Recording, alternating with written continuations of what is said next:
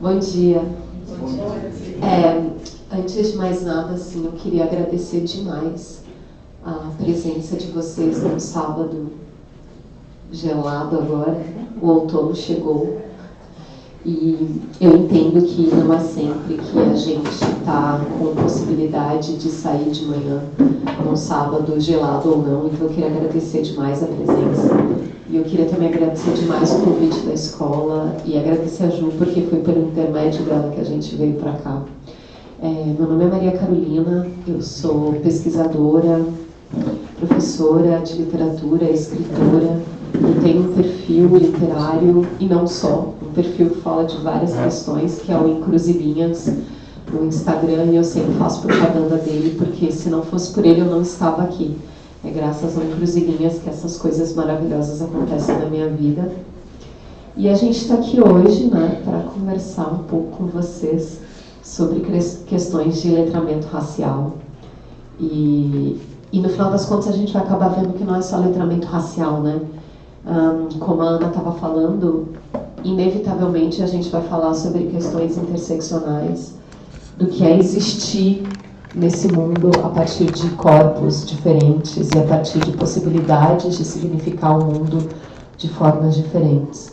Então a gente vai bater papo, falar um pouco sobre as nossas vivências, sobre as nossas experiências, mas ouvir muito mais. A gente está aqui para conversar, então de verdade para ouvir vocês. A gente espera que isso seja o primeiro de vários momentos nos quais, talvez com temas com outros temas ou com suportes diferentes, a gente continue falando sobre esses assuntos.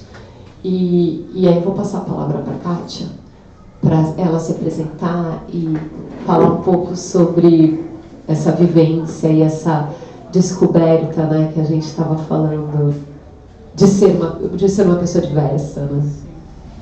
Vamos ver se eu me adapto aqui ao microfone. Bom dia a todas e todos. É um prazer imenso estar aqui. Também quero agradecer muito a Ana pelo convite, a Jo, né, que também foi por intermédio dela que eu vim. Vocês me desculpem se às vezes falhassem a minha mente, porque eu não estou muito acostumada a falar em público, mas eu fiquei muito feliz também com esse convite, né? E com a oportunidade de discutir, de ter esse debate com vocês, né? Um debate tão importante. Eu quero dizer que eu também estou num processo assim muito recente de letramento racial, vocês já vão entender por quê. Eu fui registrada e fui criada como uma criança branca, né? Muito recentemente eu me descobri negra. Inclusive estou lendo o livro que a Carol indicou lá no Encruzilhinhas. Mas eu senti assim, né, sempre foi um conflito para mim. Eu sempre sentia que faltava alguma coisa, né? Sentia que parece que faltava um pedaço assim de mim. Eu sou artista plástica, artista visual, ilustradora. Eu assumi esse trabalho muito recentemente, faz 5 anos, mais ou menos, né? Mas eu sempre estive envolvido com a linguagem da arte visual, desde pequenininha. Mas, assim, falando dessa questão, né, do quanto a questão racial e a questão de classe também atravessa a nossa vida, nunca me foi permitido ocupar esse lugar, né? Não era assim, qual é a frase que a gente escuta? Não é para você, né? Este não é o seu lugar. Então eu fui adiando esse sonho, foi um sonho, né? Eu sou pedagoga também, trabalhei muitos anos na educação infantil. Na educação infantil eu também sentia uma falta, né? E eu acho que foi a partir de lá que eu comecei a me inquietar com essas questões. Mas eu não sabia do que se tratava, não sabia o que era isso. Hoje, quando eu cheguei, estava comentando com a Carol Por ser tudo muito recente, eu estou vivendo um mergulho, né, nessas questões, e parece que eu entrei num portal, onde eu voltei para um lugar que, na verdade, era um lugar que já era conhecido, mas que eu não conhecia, sabe? A Carol tem até uma... É um retorno de um lugar, assim... É uma saudade de um lugar que você nunca foi, né? E nessa minha trajetória, né, de me assumir como artista visual também, eu sempre pensava, poxa, como é que eu vou fazer isso, né? Eu sempre queria fazer um trabalho, como que eu vou fazer isso? Tem uma questão financeira muito grande, né? Porque não é o seu lugar, então você tem que tirar assim, o coelho da cartola. E eu pensava assim, meu Deus, eu queria, assim, no melhor dos mundos, ter um ateliê, um espaço para, né, desenvolver uma pesquisa, minha poética, né, todas essas questões que a gente ouve no universo da arte. Mas existe uma questão muito prática, assim, né? Eu precisava sobreviver nesse mundo e fazer essa coisa acontecer. Então, qual foi o meio que eu encontrei? Eu falei assim, bom, vou trazer questões que atravessam a minha história, né? E quando eu iniciei a coleção do Sagrado, que foi a coleção que me possibilitou dar continuidade a esse trabalho. Eu vivi um momento muito difícil, assim, né? De dúvidas, era a pandemia, eu falei assim, o que eu vou fazer? E foi até um pouco uma experiência mística, assim. Uma amiga minha me mandou uma imagem de Nossa Senhora de Guadalupe, e aí eu falei assim, vou pintar Nossa Senhora de Guadalupe. E naquele momento me veio essa ideia, assim, né, de pintar uma coleção interreligiosa. Porque essa também é uma questão que eu sempre pensava, né, de as pessoas poderem exercer a sua fé da forma como elas quisessem, porque a gente sabe quanto, por exemplo, os terreiros de candomblé, os centros de umbanda, algumas religiões são mais aceitas e, enfim, mais aceitas, mais respeitadas, e outras são perseguidas. Então, quando eu pensei em fazer essa coleção, eu já tinha isso em mente. Falei assim, bom, vou fazer então uma coleção interreligiosa. E foi assim que surgiu a coleção Expressões do Sagrado. Só que o que acontece? Eu vendo ali na Paulista, né? E na Paulista eu comecei a ter uma demanda, assim, né? Pela pintura dos orixás e tal. Eu falei assim, nossa, gente. E aí a coleção, que era a princípio para ter um equilíbrio, entre aspas, ela cresceu, assim, com relação a essa questão dos orixás e tal. E eu nem tenho, assim, tanta aproximação com o candomblé, nem com a umbanda. Mas foi uma via que eu também comecei a pesquisar, assim, eu preciso pesquisar muito, gente, porque é a coisa do portal. Né? Quando vem muita coisa, e aí, quando eu comecei a acessar isso, eu comecei a reconhecer algumas coisas do que eu gostava. Por exemplo, a questão do corpo, né? Essa é uma coisa que eu tenho pensado. E, assim, interessantíssimo, porque, por exemplo, uma das minhas clientes, lá da Paulista, chegou para mim e falou assim, não, ela disse, eu quero uma de mulheres, eu quero a representação das mulheres. Mas eu prefiro os orixás, eu nem sei se ela é de Umbanda também, porque as mulheres têm movimento. Aí eu falei, nossa, gente, nem eu que pintei, não tinha pensado nisso. Né? E o quanto que, por exemplo, essa questão do corpo, ela representa muita coisa, né? E isso é nas religiões, isso é na escola. Como... eu acho que por conta dessa influência eurocêntrica, essa desconexão do corpo e da cabeça, né? Isso, assim, foi uma coisa que quando eu estava na educação, eu pensava muito, porque assim, o tempo inteiro as pessoas queriam parar os corpos das crianças. Aqui, graças a Deus, isso não acontece, mas assim, olha, eu trabalhei em escola pública, trabalhei em escola particular, e por último, assim, foi um oásis, que foi um projeto que a gente fez, eu fiz junto com uma amiga, e que a gente conseguiu ter uma outra abordagem e tal, né, de um corpo livre, um corpo que se movimenta, um corpo de criança. E assim, os corpos dos adultos também poderiam se movimentar. Mas é tão centrado, né, o conhecimento é tão centrado nessa divisão de corpo e a cabeça é mais importante, o corpo é esquecido. Então, com essa coleção, eu fui acessando lugares, né? E, assim, hoje eu sinto que eu estou numa busca, eu estou muito no começo dessa busca.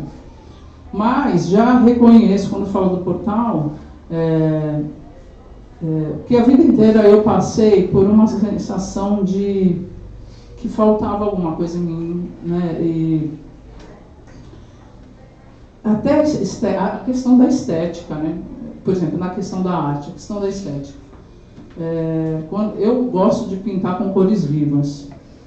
Mas quando você vai para os cânones da arte, tem toda uma coisa de uma paleta que tem que ser reduzida, cor forte não é legal. Se você vai num lugar, dependendo de como você se veste, não, esse não é, né?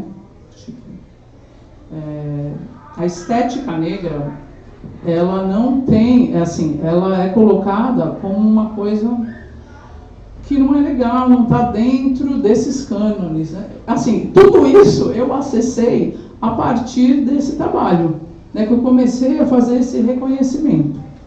Gente, eu acho que eu já falei bastante, né?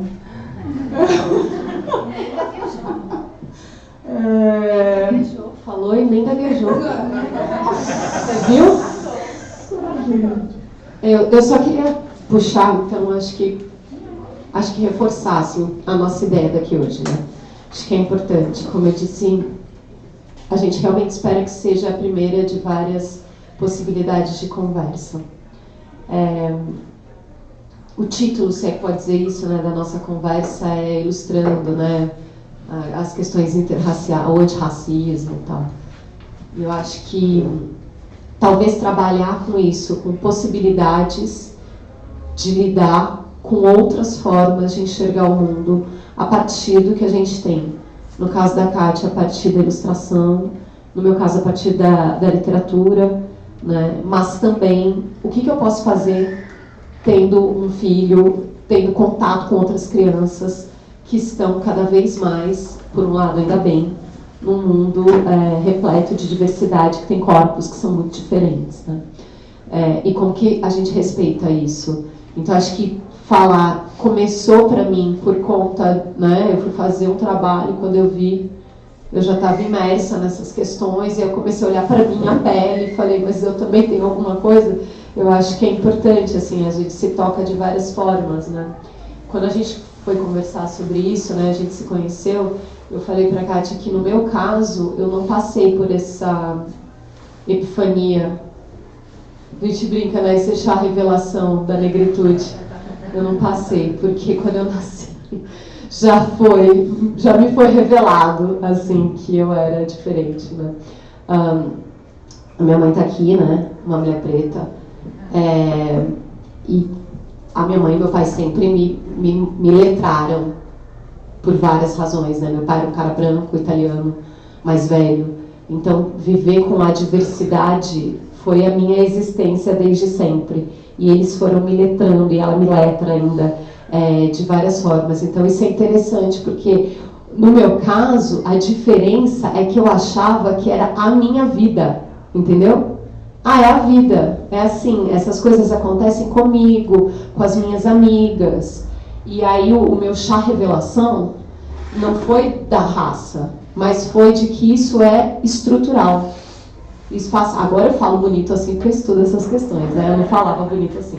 Então eu fui descobrir que isso era estrutural, que isso era sistêmico, que isso passava por uma ideia de colonialidade, que a gente ainda vive sob a égide da colonialidade do ser, do saber, do poder, colonialidade de gênero, né? Que como diz a Saidia Hartman, que a gente é a sobrevida da escravização. E a gente tem que se virar com isso. Então, assim, aí o que aconteceu comigo foi o contrário. Eu pude ir para a academia e pesquisar essas questões para falar bonito assim, né? Para escrever texto bonito, para virar doutor em breve sobre essas questões. Mas para também aí conversar com as outras pessoas e entender que isso acontece com todo mundo, não com todo mundo, com uma galera nesse país que tem 57% da população de mulheres e de mulheres não brancas. E o que isso significa nesse mundo, né? Então, acho que a gente está aqui mais para isso. Minha prima, pronto, eu trouxe a família inteira. E é engraçado, né, também isso. Minha prima, minha mãe, e como nós, mulheres, especialmente mulheres não brancas, como a gente o tempo todo se refere às nossas ancestrais, porque a gente só está aqui graças a elas. Então, de fato, para mim, é muito importante falar que a minha mãe está aqui, que a minha avó fez isso, que a minha tia fez aquilo, que no quintal da casa da minha tia eu fui aprender. Porque eu só estou aqui graças a essas narrativas que me constituíram e ainda me constituem, né? Você estava falando dessa coisa a gente está falando que tem essa expressão, né, da porta do não retorno, que é quando, né, os grupos foram sequestrados de África e passaram, né, pelo Mediterrâneo. E não voltaram, né? Quase ninguém voltou. E por mais que a pessoa voltasse, se ela conseguisse voltar, ela não ia voltar mais para aquela África que ela conhecia. E ela também não era mais aquela pessoa que tinha saído de África naquela época, né? Mas aí eu brincando que a Kátia, ela voltou. Ela passou de volta para a porta do não retorno, mas para de fato conhecer, né, passar por isso. E a gente tem visto isso acontecendo cada vez mais, com publicações que estão sendo feitas, né, com traduções. A gente tem cada vez mais acesso a textos produzidos por mulheres ou por homens, mas por populações dissidentes, né, por corpos dissidentes e por corpos inferiorizados, né.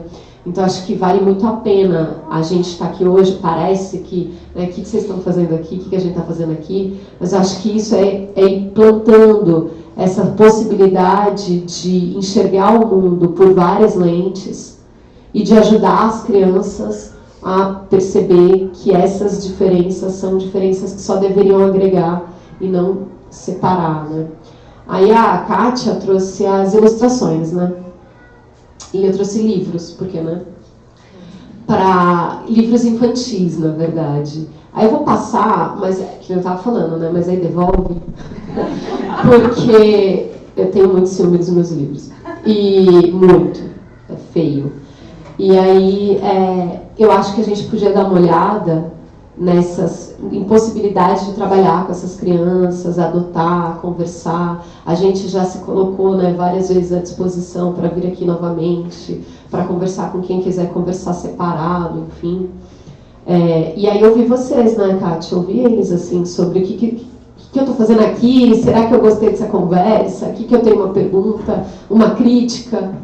Eu acho que é importante, né? Porque a gente está se conhecendo agora, né? É isso que eu estou pensando, a gente está se conhecendo e acho importante que vocês tragam, assim, o que vocês estão discutindo, o que vocês gostariam de colocar na pauta, né? Eu acho que é mais rico, né? A gente poder entender em que lugar que vocês estão e aí a gente trocar experiência. Então,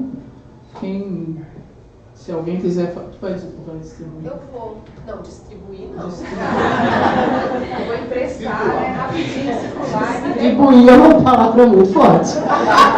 Eu vou apresentar. Não, na verdade eu vou passar, eu não vou apresentar muitos deles, porque eu acho que também é importante que vocês tenham contato e vejam. Só alguns que eu queria mencionar brevemente, para se atentar a esses. Um deles é a Menina dos Cabelos d'Água, que é do professor Sidney Nogueira, que é um babalorixá, né, um pai Sidney de Xangô, e com as ilustrações da Luciana Itafé, né, que é justamente, esse livro é todo de aquarelas, né, ele não é um livro, são várias aquarelas aqui dentro, que vão contando a história dessa menina que tem cabelos d'água, então que obviamente ela tem uma relação bastante direta com Iemanjá, né? E aí ela vai falar sobre essa questão de Iemanjá e tal. Aí o meu preferido da vida para trabalhar com criança e para trabalhar com essas questões é A Vida Não Me Assusta, que é um poema da Maya Angelou, e que se você depois pode, como adulto, ler também as obras da Maya, né? Ela tem muita coisa para falar sobre essas questões. Acho que o livro mais famoso dela é Eu Sei Porque o Pássaro Canta na Gaiola, que é um livro, né, que ela vai contar sobre a vida, sobre a experiência dela. É mais do que autobiografia, é um livro de escrevivência. Mas eu gosto muito dessa edição, que é a comemorativa, que é uma edição da Dark Side, porque o poema está todo ilustrado com as obras do Basquiat. E aí, além de tudo, assim, então tem um poema and Basquiat, então acho que vale muito a pena dar uma olhada. O outro que eu queria mostrar é uma releitura da Princesa Ervilha, porque a gente sabe muito bem como é que são contos de fada e como é que são os contos de fada originais e como a gente nunca se enxerga nos contos de fada originais, a gente, né? Os contos de fada, a gente. Os contos de fada originais não vão nos mostrar, né? Eles vão ter só princesas brancas, loiras, e as madrastas são morenas, né? Então, assim, como que também tem essa ideia do bem, do mal, das trevas, do claro, do escuro. E a Princesa Ervilha, né, esse conto, que vocês sabem, né, qual que é, né? Eu vou ter que contar qual que é. Eu não conheço. Tá vendo? Vou contar qual que é. Eu vou dar um resumo da...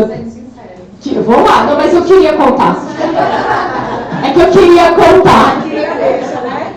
Eu queria a deixa. A Princesa Ervilha, então, vai ser esse conto de fada que vai trazer uma princesa que vai... tem esse príncipe, né, que está, óbvio, à procura de uma princesa. E é claro que essa princesa está à procura de um príncipe para ela ser feliz para sempre, porque essa é a vida, né? É o fim, não é? E aí essa menina, ela tá numa tempestade, né? E ela chega toda zoada no castelo, ela pede abrigo no castelo, mas assim, tempestade, lama, suja, tá suja. E a rainha, que é muito ardilosa, fala assim, cara, se essa menina... E ela fala, eu sou uma princesa, tal. E ela fala, não, se essa menina realmente for uma princesa, a gente vai descobrir. Minha avó que me contava, né? E aí, o que acontece? Ela coloca, tipo, 70 colchões, e debaixo dos 70 colchões, ela coloca uma ervilha. Fala, eu quero ver se ela realmente tem todo esse trato de princesa. E aí, a princesa vai dormir, né, em cima dos 70 colchões, sei lá quantos são, depois a gente lê quantos colchões são. E quando ela acorda de manhã, né, a rainha pergunta para ela, como é que foi a sua noite? Você dormiu bem? Ardilosa, né? E aí ela fala, eu dormi muito mal, eu não consegui pregar o olho, porque tinha alguma coisa que me incomodava, tinha uma coisa que estava me cutucando à noite. E aí, então ela recebeu o passaporte, né, o Princesocard, e aí deu para casar com ele, assim. Tirando essas questões todas, que são muito problemáticas, e a gente não vai falar sobre elas hoje, porque a gente não está falando sobre feminismo, né, mas também tá. Por que eu trouxe essa edição? Porque essa edição da Princesa Ervilha, a princesa, o príncipe, todo mundo é africano. E aí os colchões são de tecidos africanos de várias regiões de África. E aí eles vão explicando, e aí tem a língua. Então, assim, lá no meu reino a gente fala oi desse jeito, no outro a gente fala desse jeito. Então, acho que é uma possibilidade de burlar esse sistema, né, de contos de fada tradicionais. E é um livro produzido por uma brasileira, né? A Princesa Ervilha não é, mas essa edição é de uma edição de uma brasileira. Então, acho que, além de tudo, a gente está falando sobre... É isso, Princesa Ervilha. Estou terminando, tá? O outro que eu trouxe também é um livro que é uma releitura, né? Tem vários de chapeuzinho, vários. Tem chapeuzinhos coloridos, não sei quantos chapeuzinhos. Tem 500 mil chapeuzinhos, que o meu predileto é o Chapeuzinho Amarelo, do Chico Buarque, que eu não trouxe hoje, mas enfim. Mas eu trouxe... Não, esse não tem mais, esse não. E aí, é Chapeuzinho e o Leão Faminto, mas porque eu pensei muito na Kátia, né? Porque a menina, olha o cabelo da Chapeuzinho. É uma Chapeuzinho preta, de cabelo crespo, né? E que vai conversar com esse leão e tal. Então, acho que também a gente pode...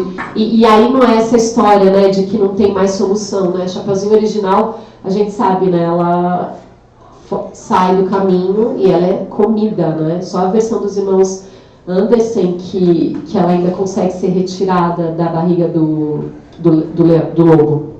No caso da versão original, ela morreu. Então, assim, é isso. Tem até uma moral lá. Você saiu, você se desviou, sinto muito.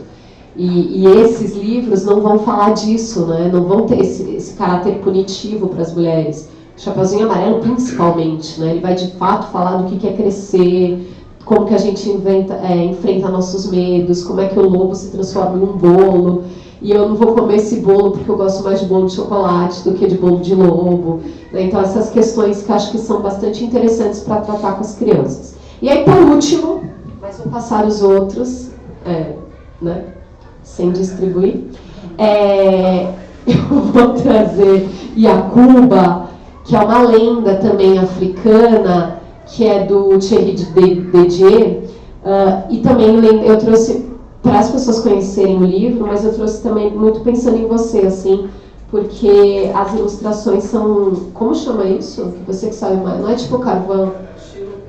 Estilogravura, e é muito bonito também, né? Então, assim, a nossa ideia era falar dessas questões, ouvir vocês, conversar, mas trazer possibilidades diferentes de ter acesso a introduzir essas conversas com as crianças. Então, estou passando. E aguardando de volta. Tô brincando. Acho que a gente podia ouvir as pessoas, né?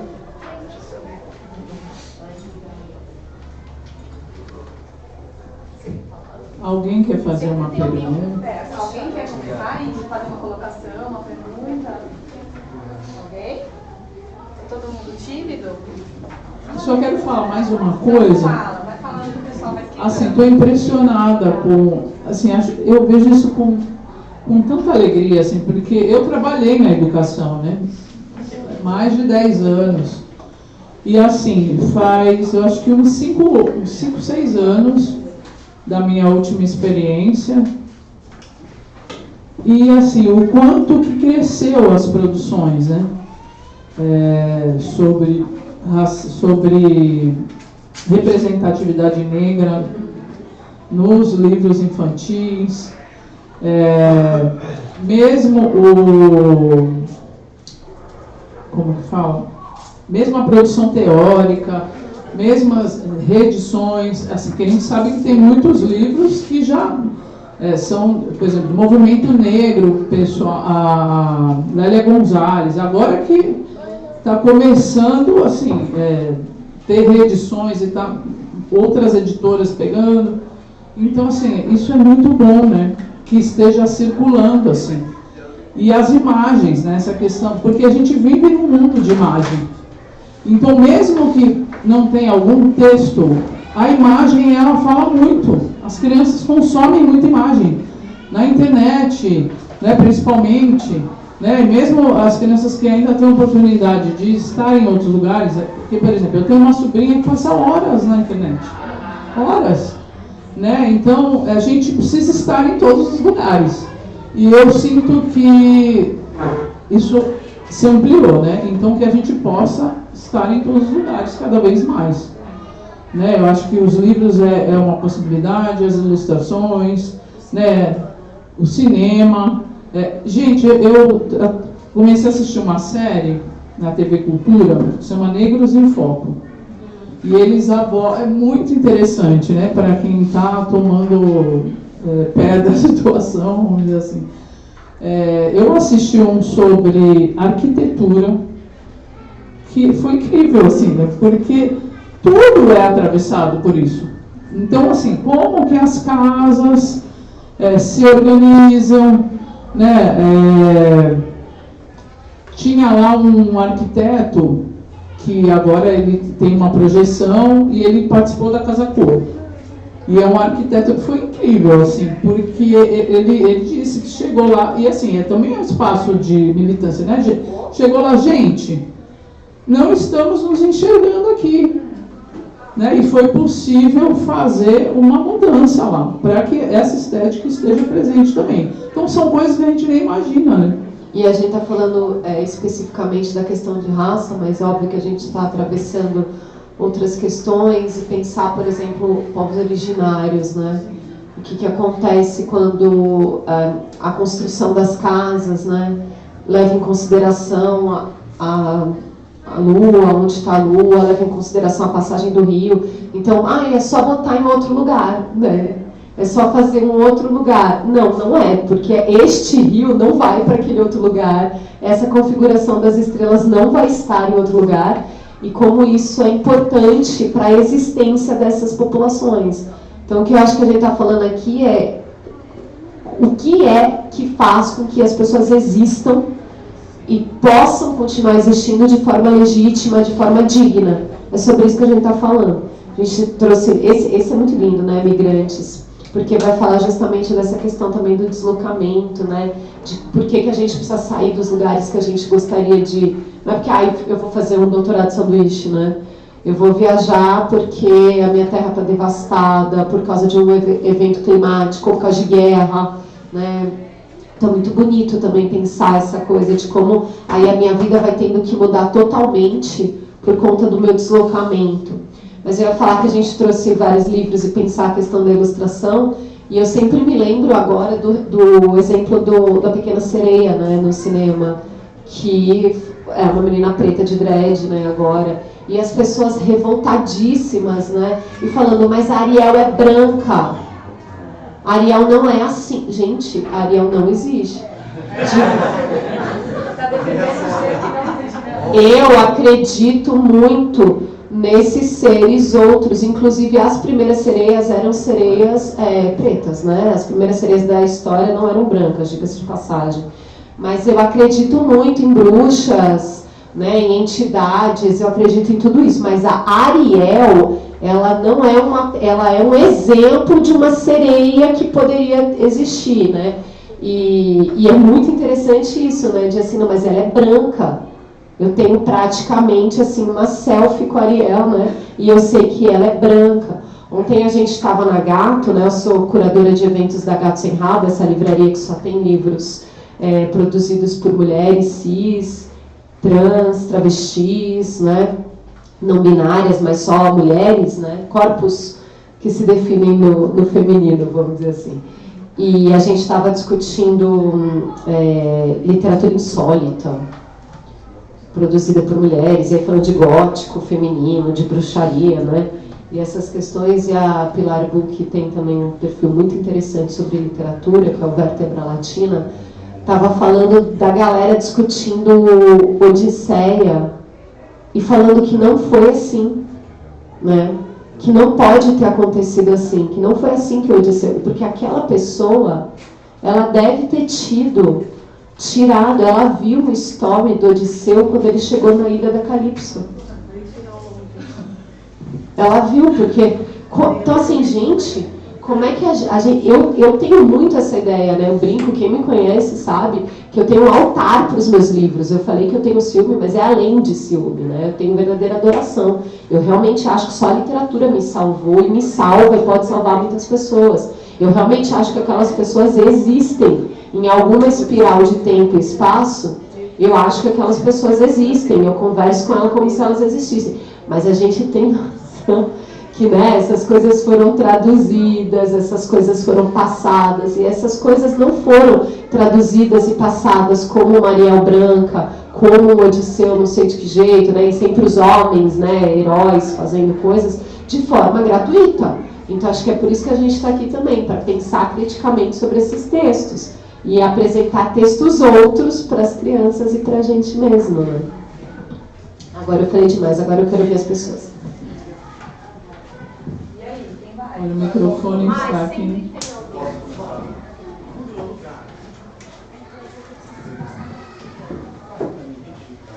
Também nunca falei de microfone.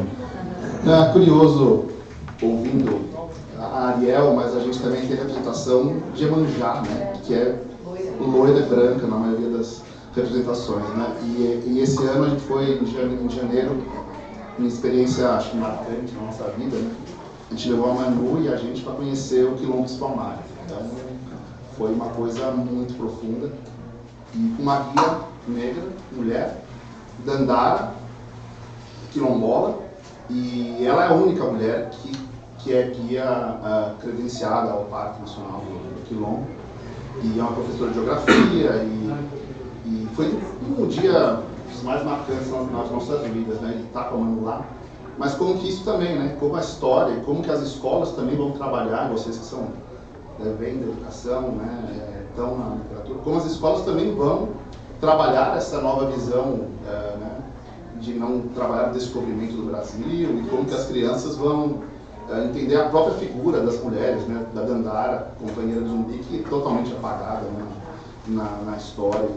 Enfim, acho que como que vocês veem a abordagem disso, da sua experiência, né, Catita, de tanto tempo, é claro, primeira infância, talvez não tenha uma abordagem tão profunda, mas como que trazer para o universo da educação cada vez mais essa perspectiva, né? A maior parte da minha experiência foi na educação infantil mesmo, 0 a 3, né? E eu não trabalhei com crianças maiores, mas eu penso que, por exemplo, já desde o berçário,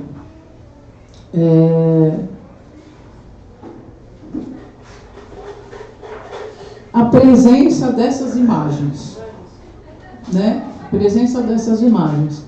Tem um educador que não é um educador brasileiro, é um educador russo, o Vygotsky. Ele fala que as crianças aprendem com as formas mais elaboradas da cultura. Então, o que acontece? É ter no ambiente essa presença, né? O educador,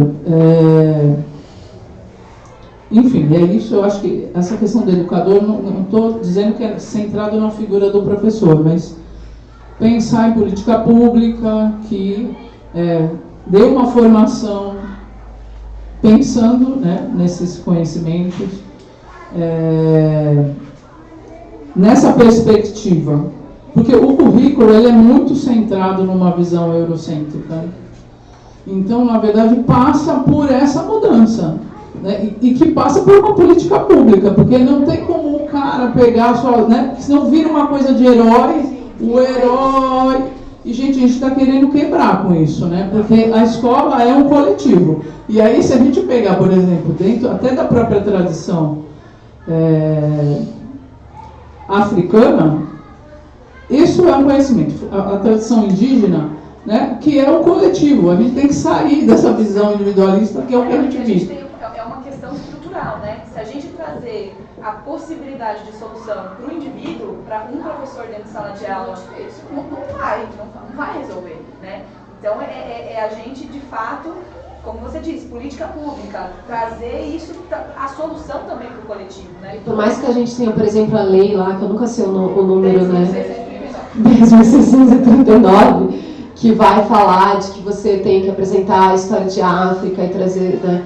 Isso não resolve se eu tenho... Isso deveria ser uma política pública, mas, mais uma vez, ela fica centrada num professor heróico ou uma professora que vai trazer os livros. Isso não resolve se eu continuar na escola, na estrutura da escola, falando de descobrimento do Brasil e não falando de outras questões. Falando, por exemplo, que a história dos pretos começou com a escravização, como se não existisse nada antes, apresentando como se fosse super passivo. A gente ficou passivo, né? A gente veio para cá, não houve revolta, não houve subversão desse sistema, né? Como as mulheres, por exemplo, faziam muitas coisas para proteger os seus e conseguiam de verdade alimentar os seus com comida boa, porque elas que cozinhavam, então elas cozinhavam mais, né, para dar para quem estava na senzala, como lidavam com as ervas e com as plantas de outra forma.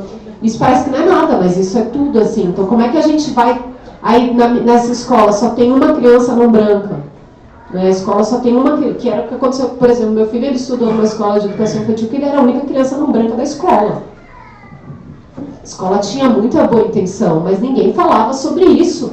Ninguém apresentava nada para além do que era apresentado para a hegemonia. Então é muito difícil se a gente não entender que isso de fato é coletivo. E eu vou, né, puxar de novo a sardinha para o lado da literatura, porque eu acho que inevitavelmente a gente lê para os nossos filhos, né?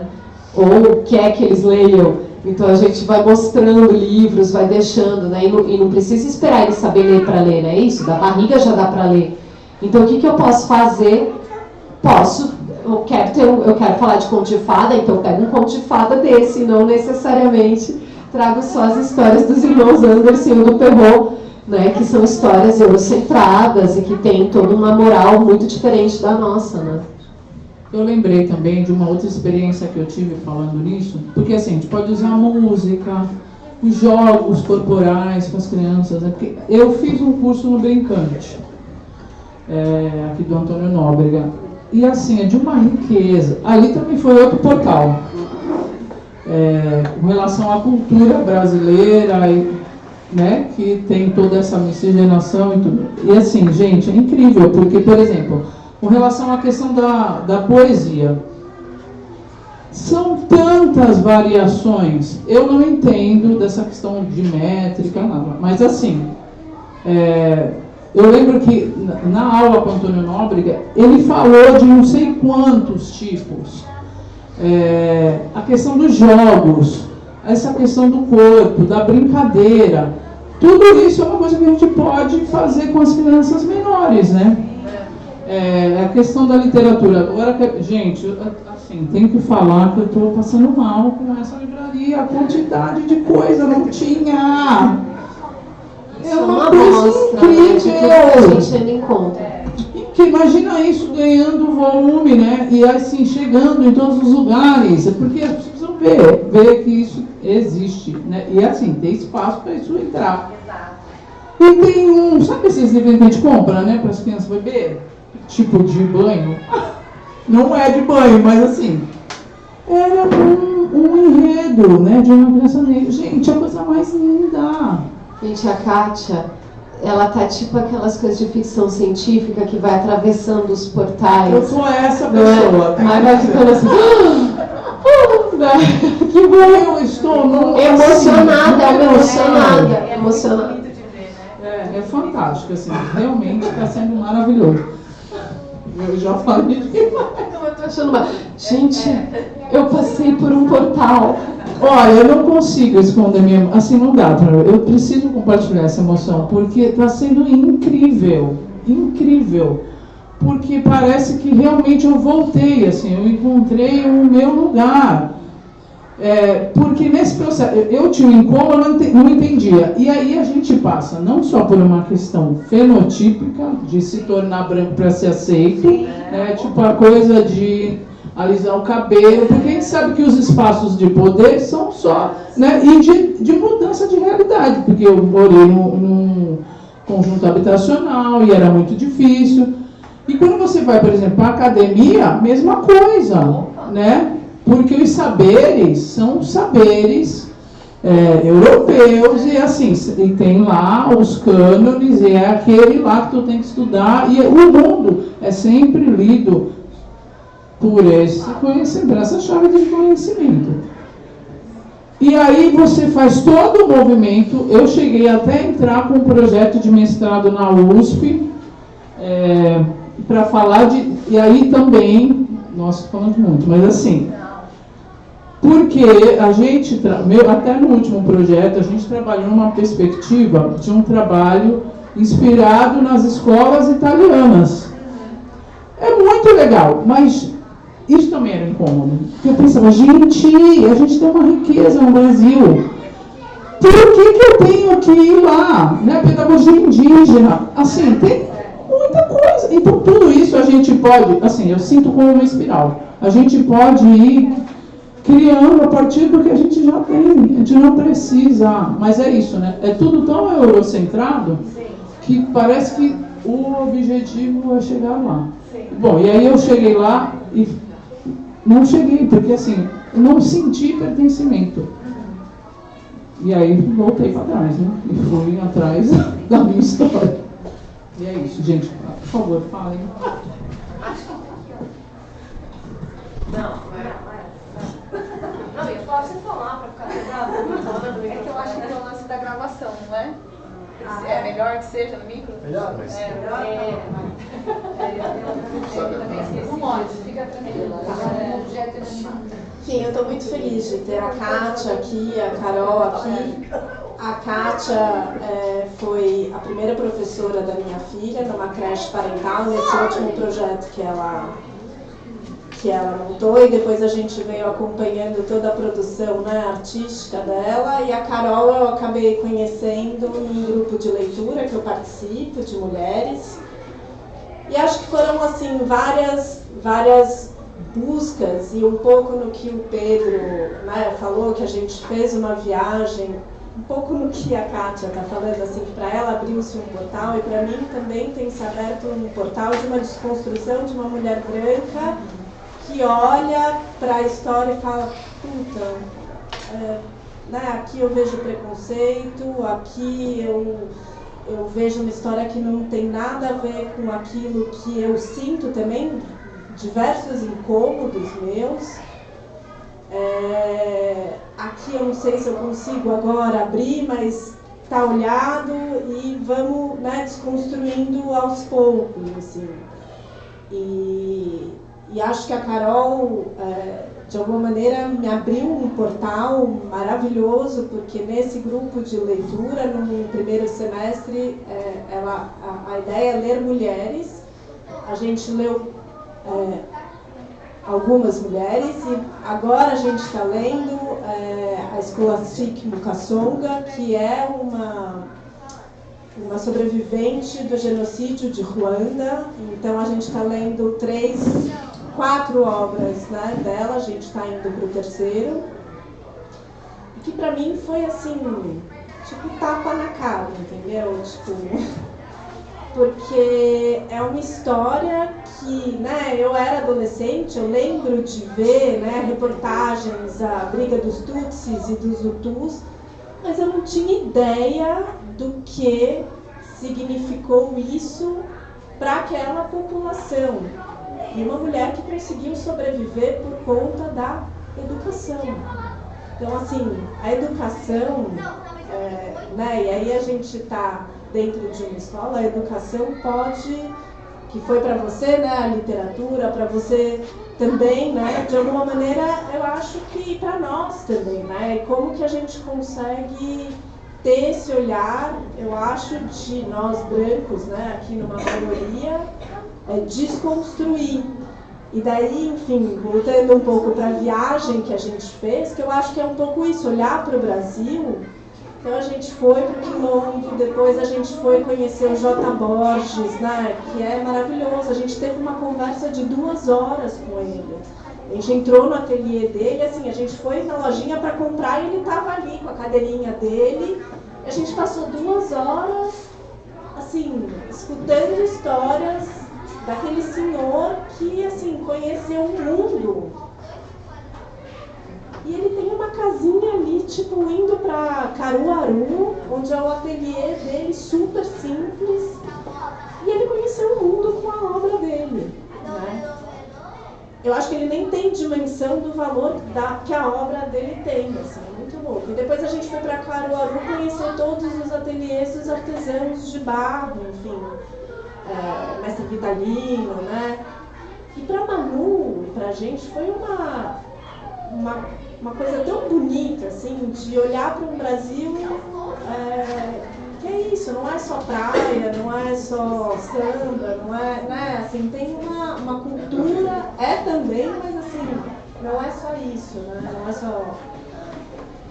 Enfim, acho que é isso, acho que se permitir essa desconstrução em vários aspectos, né, eu acho que trazendo novos olhares para a cultura, que é isso. Talvez eu nunca tivesse lido Scholastique Mukasonga se você não tivesse me apresentado, sabe? Aí acho que uma dificuldade também de engajamento, né? Eu acho que isso muito mais a branquitude reconhecer isso e tomar partido e trabalhar para mudar, né? Porque a gente, enfim, viveu recentemente um episódio bem triste aqui na Zona Oeste, mas teve a repercussão que um fato numa outra escola vizinha gera nas redes e nas discussões, no tribunal da internet, etc., mas como que no dia a dia é muito mais difícil reverberar e pôr em prática ações, né? Porque é um lugar muito cômodo, né? Onde estamos, de privilégios históricos. E como que ficar passivamente ou criticando ou julgando e sem querer entrar, né? Se aprofundar, é isso. Acho que é uma coisa que é um trabalho de séculos ainda que temos pela frente, mas que temos que começar. E acho que essa dimensão da própria bibliografia que já existe mostra que isso está começando com muito atraso, mas está, né? Acho que... É que é isso, né? Não é pintar uma unha pela paz, né? Uma unha de branco pela paz. Não é. Como é que eu acho que assim, isso vai? É muito a branquitude de se entender como. Que é esse aqui, faz isso. Tá? Então, eu acho que assim, a branquitude entender que é o papel dela. Que é estrutural. Que é estrutural. E que assim, não é uma questão moral. Isso. Quando a gente convoca a branquitude para se envolver nessa luta, não é que eu tô falando, ai, nossa, você é uma pessoa péssima porque você é racista. Não, gente, a gente é. A gente foi educado, a gente foi condicionado dentro dessa sociedade, dessa estrutura. Então a gente vai reproduzir. Dói quando alguém aponta que a gente faz uma fala complicada, que a gente se coloca de um jeito equivocado. Dói. Eu já fiz isso, eu já senti isso na minha pele. Eu estudo, eu tenho uma filha preta, assim, o portal, eu também, aqui dentro, né, do meu lugarzinho aqui de fala, não é? Mas dói. Mas não é um julgamento moral pra mim. Ah, nossa, então você é racista, você sai daqui, você não tem... Não, a gente precisa entender que é pra além disso. A gente tem que aprender a sustentar esse desconforto. É desconfortável. Questionar os nossos privilégios, abrir mão deles, é desconfortável. Mas a gente precisa fazer isso. E se a gente aqui, enquanto familiares, não cobrar a escola, e a escola, enquanto instituição, não devolver pra gente, e a gente não falar a mesma língua, se a gente não se conversar, não vai dar. Não vai dar. E isso vale para as questões raciais, isso vale para as questões PCD, LGBT também, todas, né? As famílias diversas, tudo. Então, a gente precisa estabelecer esse diálogo e tirar esse peso moral. A gente tem que botar a mão na massa, a gente tem que se envolver, né? Então, eu acho que é isso. Acho que a gente buscar mesmo e sustentar esses desconfortos, né? Vamos colocar, vamos mudar, assim, que é isso, você, puxa, eu tinha uma viagem de férias para fazer. Eu posso, sei lá, eu posso ir para um resort no Rio de Janeiro, sei lá na onde, eu posso ir para a Europa. Não, eu vou para o Quilombo. Sabe? São essas pequenas coisas, cada coisa que a gente tem, sabe? No nosso trabalho. Puxa, eu abri uma vaga aqui, o que eu vou fazer? Eu vou perguntar para o meu amigo branco, você me indica alguém? Quem que você vai indicar? Uma pessoa branca, óbvio. Então, é nesses pequenos do dia a dia que a gente tem que olhar. Sempre vem, aqui não apareceu ainda, mas sempre vem. O que eu posso fazer para eu ser antirracista? Sempre vem essa pergunta. E tá tudo bem, ela tem que vir mesmo. Mas é isso, é no pequenininho, é no dia a dia. E são essas pequenas que a gente vai juntando e vai construindo, né? Eu acho que é um pouco sobre isso. Enfim, o que mais? Ali, ó.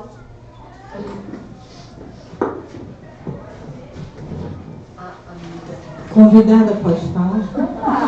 Opa, se pode, parente.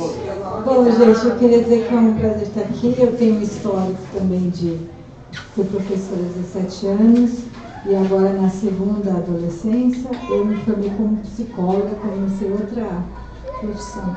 Então, assim, eu queria dizer para vocês, assim, bem suscitamente, que eu estou nesse processo de letramento, né? E acho que, como eu sou muito próxima da Catita, a gente tem algumas coisas em comum, né? Como é interessante quando a gente não tem repertório a gente não consegue nem falar do nosso desconforto, né?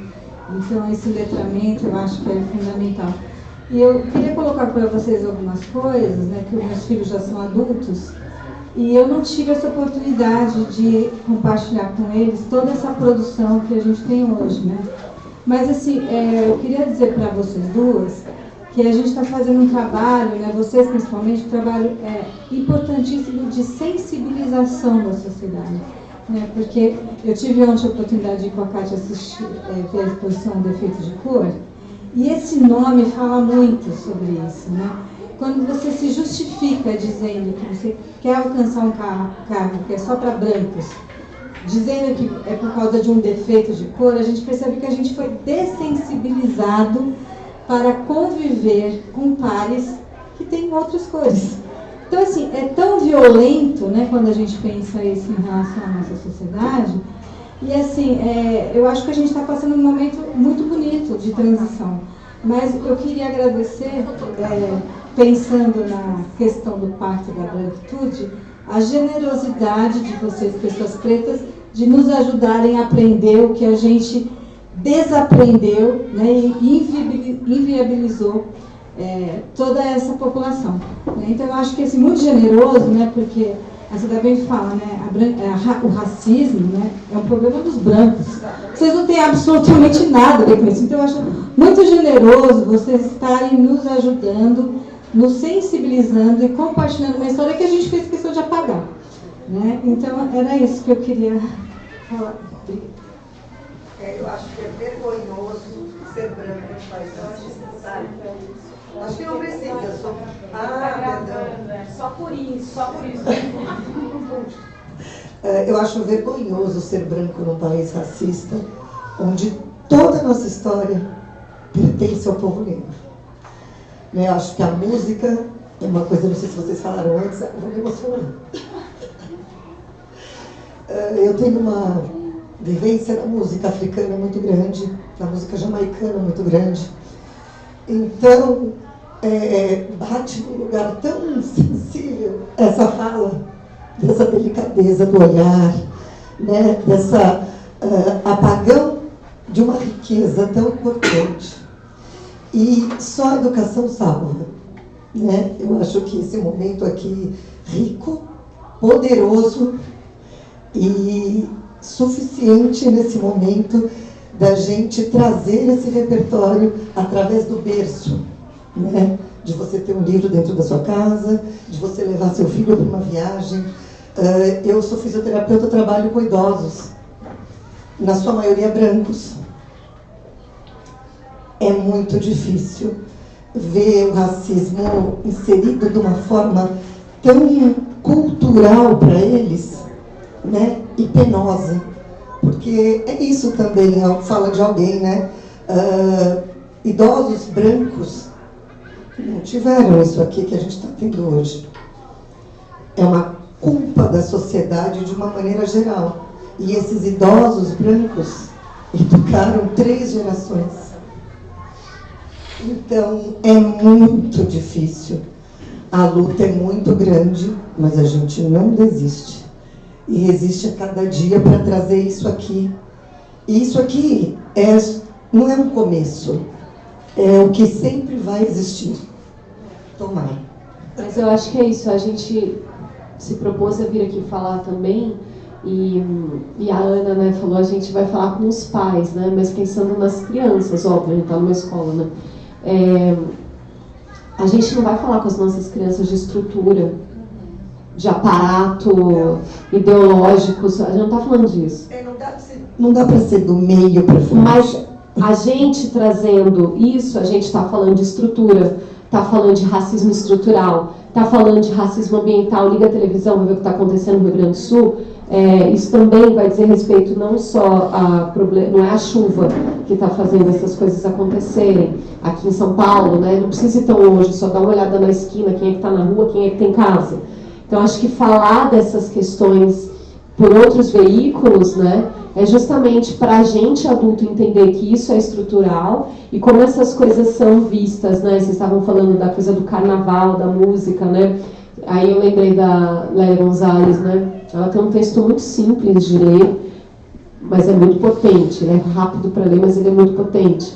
E que você encontra em qualquer site, bota Lélia Gonzalez, aí vai lá, racismo e sexismo na cultura brasileira. Tem tipo 10 páginas, acho, no máximo, né? Dá para ler, né? Para quem não é 900 páginas de um defeito de cor. É pouco. Um defeito de cor tem que ler também. Mas, e aí ela vai falar, né, dessas três imagens, né? Como eu disse, eu estudo mulheres pretas, né? Então é claro que eu sempre vou trazer exemplos ou de escritoras e pensadoras pretas ou de mulheres, né, pretas. E ela vai falar de como essa mulher preta no Brasil está pautada em 3 imagens, né? Que é a mãe preta, né? Tipo tia Anastácia, né? Então essa grande mãe, né? Que nem Dona Conceição Evaristo fala, né? As pessoas me encontram e falam pra mim, ai, nossa, eu lembro tanto da minha babá quando eu te encontro. Como se isso fosse um elogio, como se ela fosse adorar isso, né? E ela fala, minha prole eu escolho. E a minha prole não é da Casa Grande, né? Então tem a mãe preta, né? A empregada doméstica, né? Que é a senzala moderna, né? O quartinho de empregada. E a mulata, né? Tipo exportação, que ainda existe, né? Esse corpo hipersexualizado, que ela pode ser rainha de bateria, e nesse momento ela vai de fato, né, ser ovacionada. Mas na quarta-feira de cinzas ela vai entrar no elevador de serviço. Porque ela não é nada além do que a Sambi é naquele momento, ela vai entrar no elevador de serviço. Ela pode ser médica. Ela pode ser a mulher que descobriu a cura do câncer. Essa embalagem não vai abrir portas para ela que não sejam as portas do elevador de serviço. E ainda que eu sou muito privilegiada, né? Eu não passei por várias coisas que as minhas alunas passam, assim, né? Eu sempre tive muitos privilégios em relação à educação, à moradia, a letramento, né? Eu sempre fui muito privilegiada. Mas isso não muda o fato de que eu sou seguida no supermercado com meu filho, né? E serei, muitas vezes. Isso não muda o fato que as pessoas não acham que eu sou a presidente da instituição que eu sou, ou que eu que vou dar a palestra, né? Eu que sou a professora, eu que escrevi isso. Então, acho que a ideia é essa, assim, como é que a gente vai, aos pouquinhos, no cotidiano, porque o racismo, ele se apresenta em todas as facetas da nossa vida, e essas facetas também estão no cotidiano, por meio do que é possível, tentar ir minando essas estruturas e apresentando narrativas outras para construir realidades outras, né? As pessoas gostam muito do Foucault, né? O Vama, né? O branco, europeu. Mas eu sempre falo que o Foucault ele está na minha cota de bibliografia, porque, né? Homossexual, suicida, ele era mais dissidente, assim, ainda que ele fosse europeu e branco, né? Mas o Foucault, então, já que a gente gosta tanto assim do Foucault, né, que a Lélia Gonzalez, ela está falando isso há muito tempo, Carolina, Maria, todo mundo está falando isso, mas enfim. Se de fato a gente acredita que as coisas são materializadas pela palavra, né, se é o discurso que materializa, porque é aí que vai mudando essas estruturas, vai fazendo políticas públicas e tudo mais, eu vou definindo os outros, né, se eu defino a outra como o cara, como o criminoso, é óbvio que vão materializar coisas, porque a maior parte da população encarcerada no Brasil é de pessoas pretas, pretas e pardas, né, de pessoas negras. Então, a palavra ameaça materializa muita coisa. Então, se de fato a gente pode... como que a gente vai fazer para materializar outras coisas, né? Que discursos outros a gente vai construir para que essas estruturas sejam minadas a partir de agora, né? Não vai ficar tudo cor-de-rosa. Até porque cor-de-rosa é uma cor só e a gente gosta de várias.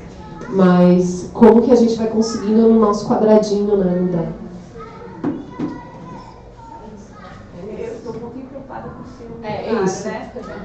A culpa é dela. Ela não tinha que ir embora, ela tinha que ficar aqui em São Paulo para sempre, amém. Olha a pressão, hein?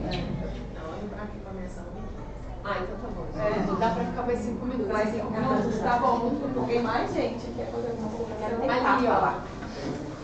Vai conseguir. A gente fica emocionada demais. Você quer um abraço, como diz meu filho? Ela tá Eu sou casada com um negro. Eu não sou casada com um negro. Eu sou casada com o Marcelo. Então, eu casei com o Marcelo. Eu não casei com um negro. E tenho uma filha. Então agora tá começando a me bater que eu sou casada com um negro. Eu sempre fui casada com o Marcelo. A cor dele nunca significou nada pra mim. Apesar que pra ele sempre significou. Então, ele é baiano, ele veio pra São Paulo, e aí a gente entrava nos restaurantes chiques, e ele se via pisto, eu não. E a gente brincava, ele falava assim, só tem eu de negro aqui. E a gente brincava, e ele sempre foi muito, levou tudo muito numa boa. Eles estão tentando descobrir que jogador de futebol você é. Quando a gente foi comprar apartamento em São Paulo, a mesma coisa. Os corretores iam mostrando e eu falava assim, será que ele está tentando? Será que ele sabe que time que você joga? Né? E a gente sempre levou isso numa naturalidade. E começou a me doer quando você começou a falar do estrutural, porque de fato eu acho que em casa a gente encara o racismo estrutural com uma naturalidade. Então eu tenho um restaurante, e aí um dia ele estava lá com a minha filha e eu trabalhando. E uma senhora, e elas brincando com o cachorro, e ele falou, mas é que minha esposa trabalha aqui. E a pessoa falou assim, ela trabalha na cozinha? Ele falou assim, não, ela é uma das donas, tal. Imagina, se ela cozinhasse aqui, ninguém ia comer, ela cozinha muito mal. E ele não se tocou da ofensa. E ele nem me contou. Outro dia eu estava passando lá no restaurante, essa mesma cliente me chamou. Eu preciso te pedir desculpa. Desculpa? Eu fui racista com seu marido.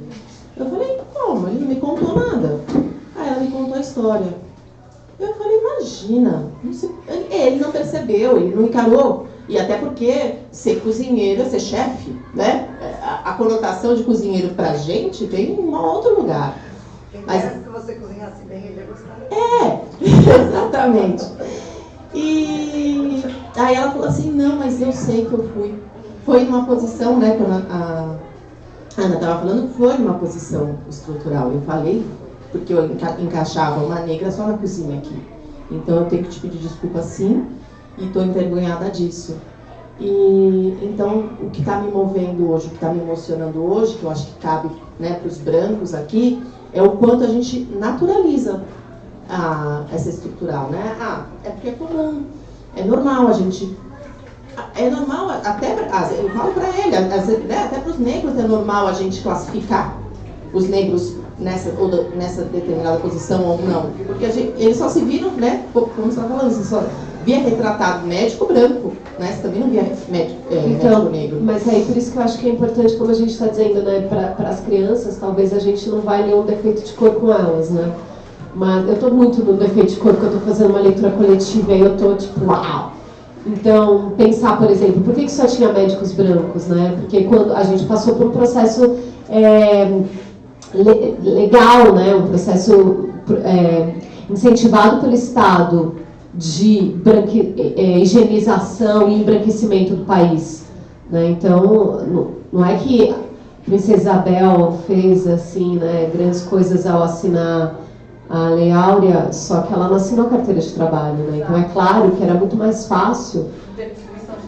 Continua do mesmo jeito. Então quem estava com acesso à cultura, à educação e a bens, continuou com acesso. Quem não tinha, não tem acesso. Então assim, a gente estava vendo esses dias, não sei quantas gerações são necessárias para que uma pessoa não branca atinja um nível no Brasil que as pessoas brancas já nascem com. Né? Então, isso que é pensar estrutural. Né? E a gente tem que falar sobre isso. Então, você vai no restaurante, a gente brinca, meu filho faz isso muito, né? Ele olha e fala assim, quem que está sentado da nossa cor no restaurante? E quem é que está servindo? Quem é que está limpando? Né? Por quê? Porque a gente não tem acesso. Por isso que eu estou falando também que eu estou numa posição muito privilegiada, né?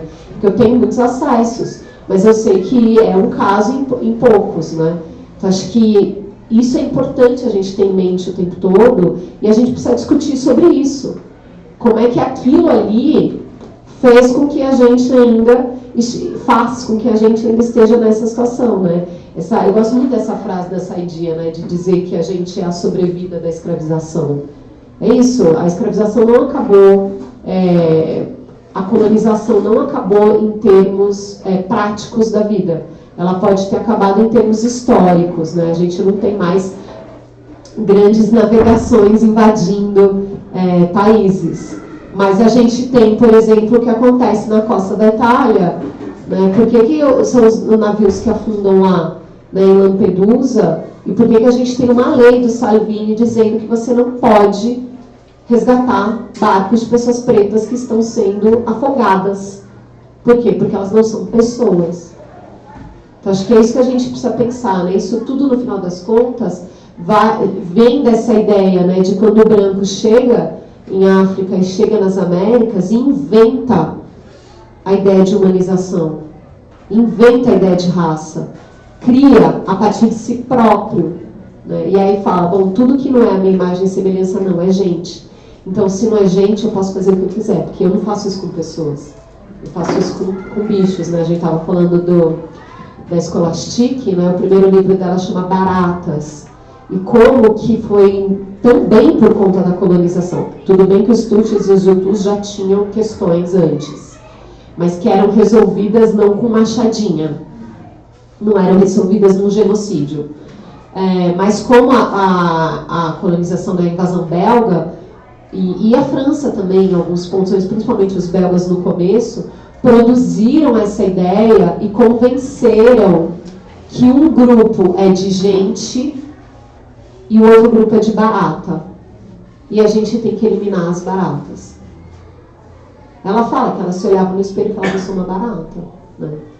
Depois que ela não, eu sou uma pessoa, né? E assim, é o que a gente brinca, né? Que é terrível, gente. A gente lembra, né? Que passava no jornal o povo nos carros, né? Pelo menos eu lembro, 94, é ontem em termos de história, né? A gente está falando de um genocídio que não é assim que foi tiro, que já era horrível, né? É machadinha.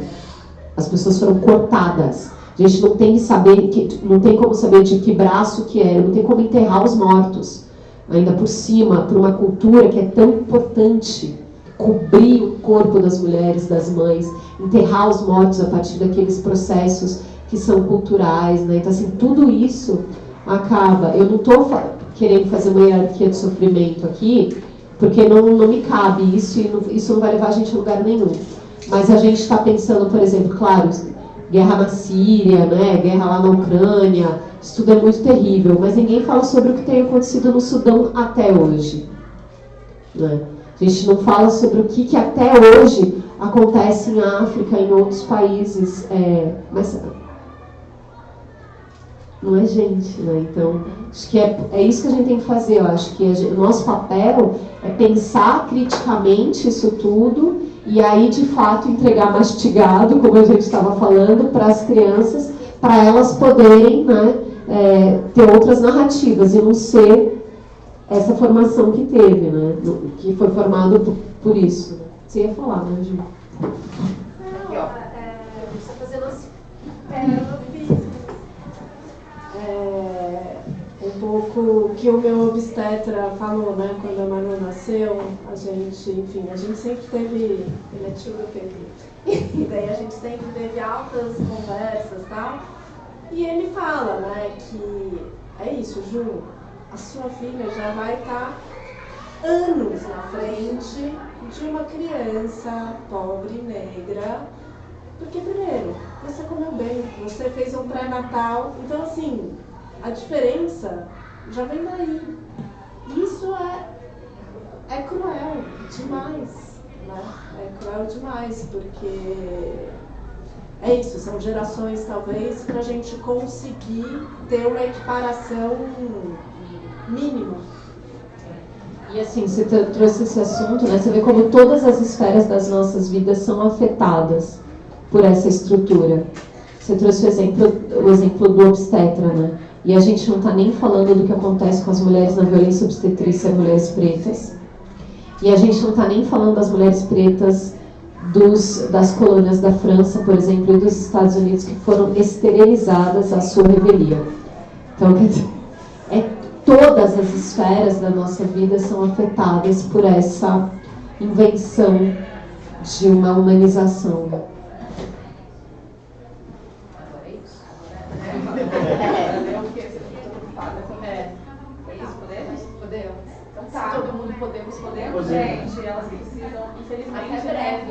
breve, não. Podemos agora. Por hora. Por hora. A gente devolve os livros.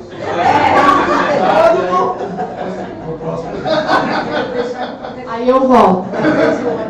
Mas, gente, assim, agradecer demais a presença de vocês duas. É uma honra, assim, inominável, assim, ter vocês aqui com a gente. Enfim, obrigada mesmo. Eu espero que a gente possa se encontrar mais vezes, que a gente possa ter mais momentos assim de debate, né? Da gente. Nossa, tem tanta coisa pra gente falar. A Grada tava aqui na minha cabeça. Cabe isso, cabe aquilo. Né? Lição de casa, gente. Leiam Grada Quilomba. Leiam Grada. É esse mesmo. Então, mas assim, obrigada. É isso, obrigada mesmo, e a gente continua. Para quem vai continuar aqui na escola, a gente ainda tem coisas acontecendo, tem mais uma oficina, né? Vai começar um outro horário agora, daqui a pouquinho. Temos ali também o pessoal das comidas, e a gente mais pro finalzinho vai também fazer o sorteio das rifas que a gente veio fazendo ao longo do semestre. Não, e eu queria agradecer também, assim, foi muito bom, assim, a escuta generosa de vocês. Muito obrigada, e sigam Kátia e sigam Inclusivinhas para mais coisas. Também quero agradecer essa oportunidade. Para mim é um espaço de conhecimento também, né, de troca. É incrível, assim, tudo que eu tenho conhecido com essa mulher, gente. Nossa, eu sei. De verdade, é muita emoção, assim, estou muito feliz, muito, uma felicidade que eu nem sei dizer. Só queria dizer uma última coisa. O racismo é estrutural, né? Eu acho que a gente não deve deixar que a culpa que nos mobilize, e sim a responsabilidade, né? Nós temos uma culpa, gente, assim, se vocês têm algum psicólogo aqui, tem a minha amiga. A culpa não nos ajuda em nada. Então, assim, vamos pegar isso como uma responsabilidade. Muito obrigada, gente.